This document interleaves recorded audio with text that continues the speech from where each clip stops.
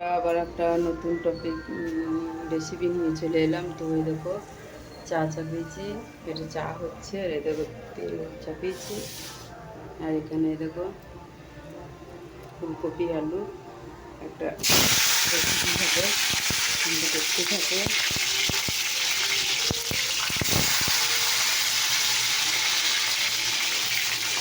ফুলকপিটাকে আগে আমি ভেজে নিচ্ছি।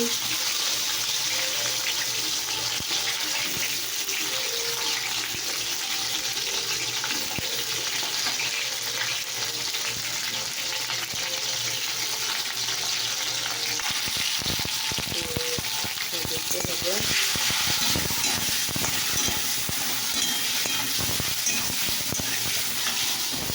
হলুদ দিলাম, দিয়ে ভাজছি। এদিকে চা আমার ফুটে গেছে, তো চা ফুটছে, এখন দিয়ে দিয়েছি দুধটাকে পাউডার গুলে নিলাম, এগুলো হয়ে গেছে। দেখো বাটিতে দিয়ে দিলেন,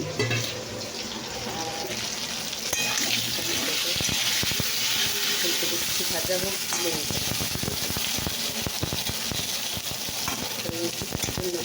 ফুলকপিটা ভাজা হোক। তো দেখো আমার চা হয়ে গেছে, কমপ্লিট অফ করে দিলাম, চাপা থাক।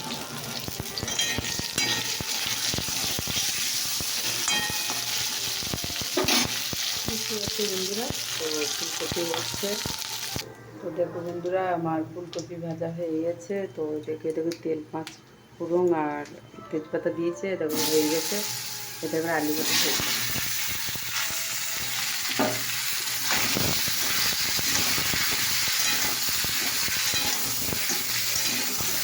হবে। তো দেখো বন্ধুরা একটা ভাজা ভাজা হয়ে গেছে, দেখতে পাচ্ছে ভাজা হয়ে গেছে। তো এখানে তোমার রসুন আর আদা, রসুন আছে আর পেঁয়াজ আছে, তো তোমরা দেখতে থাকে একটু কী কী। তো দেখো বন্ধুরা এখানে তোমার পেঁয়াজ কোড়া আছে, রসুন কোড়া আছে, হলুদ আছে, লঙ্কা গুঁড়ো আছে, জিরে গুঁড়ো আছে, আর যেটা হচ্ছে এবার এখানে দিয়ে দেবো। তো দেখো এবার আমি